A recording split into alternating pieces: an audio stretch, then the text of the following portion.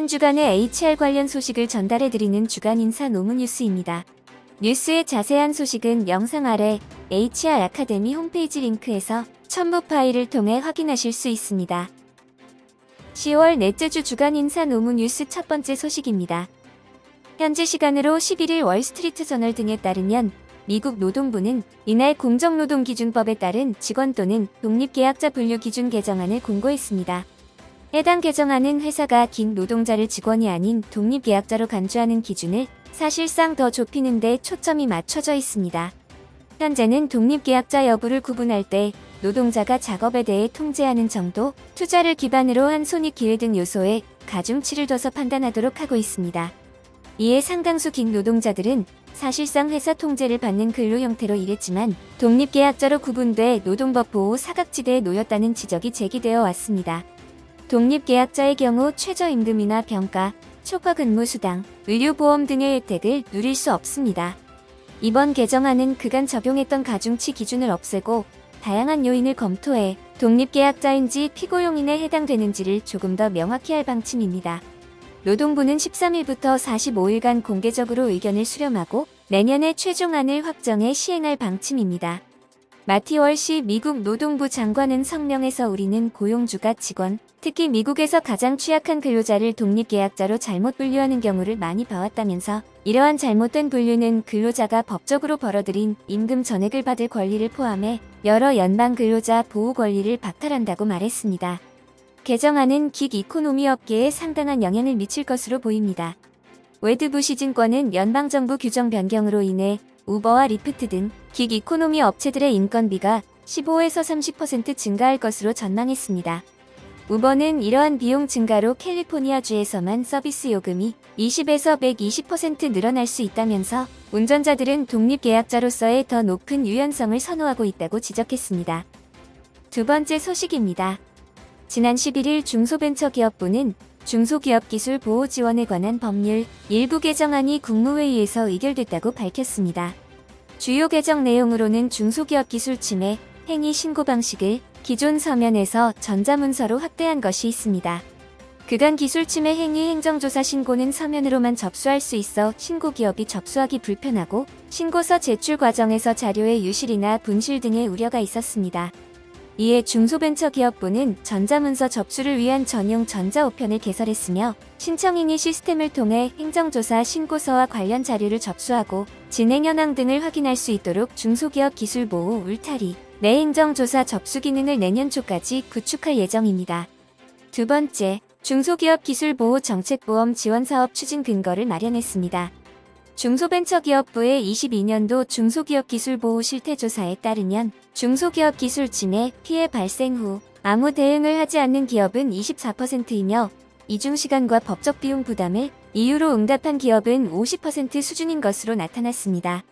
특히 재정이 열악한 중소기업일수록 기술 분쟁의 장기화, 법률 비용의 부담 등을 우려해 분쟁을 당하고도 법률 대응 자체를 포기하는 경우도 많았습니다. 기술보호 정책보험 지원사업은 중소기업이 예기치 않은 기술 분쟁을 당하는 경우 법률 비용 등을 보험금으로 보상받도록 보험가입을 지원하는 사업입니다. 중소벤처기업부 기술보호과장은 행정조사 신고 편의를 통해 중소기업의 불편을 최소화하는 한편 실효성 있는 조사를 통해 중소기업 피해 회복에 노력하겠다고 말했습니다. 또한 기술보호 정책보험의 홍보를 강화하고 중소기업 현장 목소리를 반영해 보험사와 지속적으로 상품을 개선하는 등 기술 분쟁을 겪는 중소기업에 실질적인 도움이 될 수 있도록 하겠다고 말했습니다. 세 번째 소식입니다. 직장 내 괴롭힘 금지법이 시행된 지 3년이 넘었지만 직장인 4명 중 3명은 직장 내에서 괴롭힘을 당했을 때 여전히 신고하지 않고 참는다는 조사 결과가 나왔습니다. 지난 12일 시민단체 직장갑질 119에 따르면 지난달 2일에서 8일까지 직장인 1000명을 대상으로 설문조사한 결과 최근 1년간 직장 내 괴롭힘을 경험했다는 응답은 전체의 29.1%를 차지했습니다. 직장 내 괴롭힘을 경험한 이들 가운데 38.2%는 괴롭힘 수준이 심각하다고 답했으나 이에 대한 대처는 법 시행 이전보다 소극적이었습니다. 괴롭힘을 경험한 직장인의 73.5%는 참거나 모른 척한다고 답했습니다. 퇴사를 했다는 응답은 15.8%, 개인 차원에서 또는 동료들과 항의한 경우는 23.4%, 회사나 관계기관에 신고했다는 응답은 7.6%에 그쳤습니다. 신고하지 않은 이유는 대응을 해도 상황이 나아질 것 같지 않아서 향후 인사 등의 불이익을 당할 것 같아서라는 답변이 대부분이었습니다.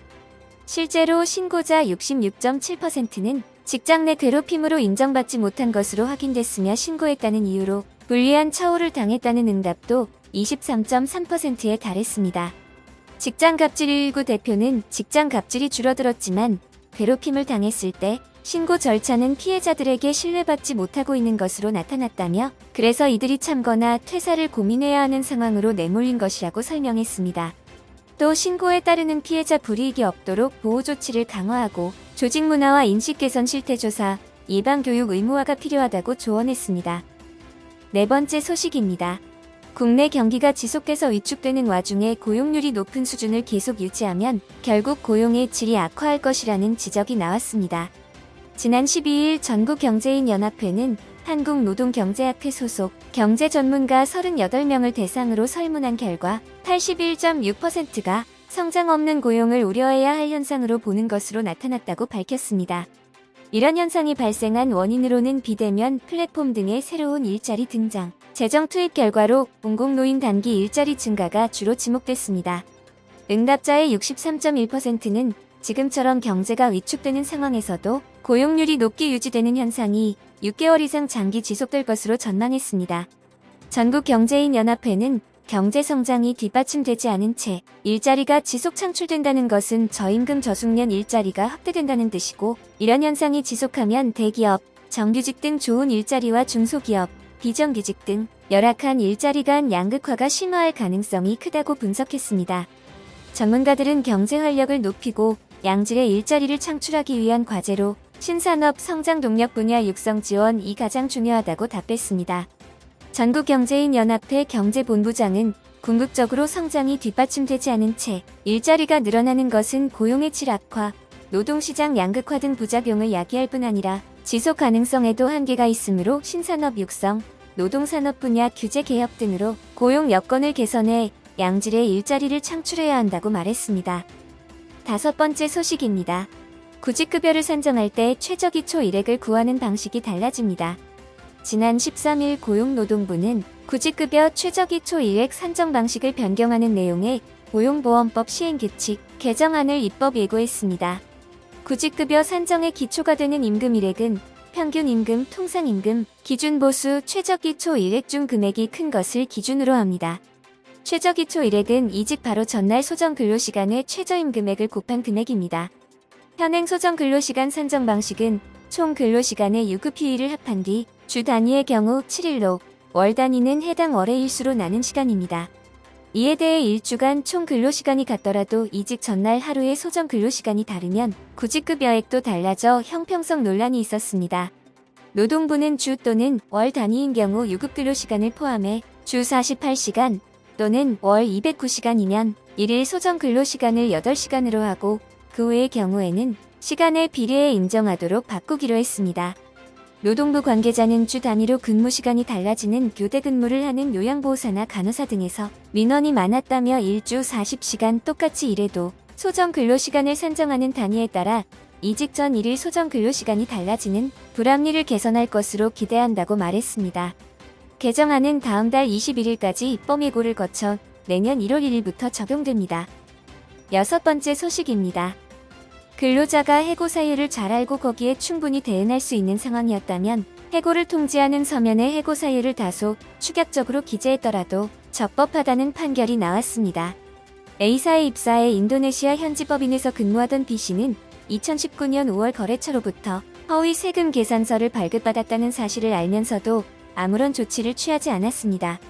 이 때문에 B씨는 A사로부터 부가가치세 과온화액을 환급받을 수 없는 손해를 입게 했다는 이유로 해고를 통보받게 됐습니다. 이 과정에서 A사는 B씨의 업무 처리와 관련해 회의를 진행한 뒤 B씨에게 퇴사를 명할 수 있다고 경고한 다음 같은 날 B씨의 업무를 정지시켰습니다.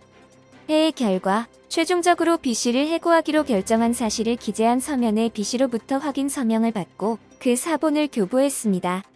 회사의 해고 통보에 반발한 B씨는 같은 해 7월 경기지방노동위원회에 부당해고를 주장하며 구제 신청을 했고 지방노동위원회는 해고 사유를 서면으로 통지하지 않은 절차상 하자가 있어 부당해고에 해당한다고 판정했습니다.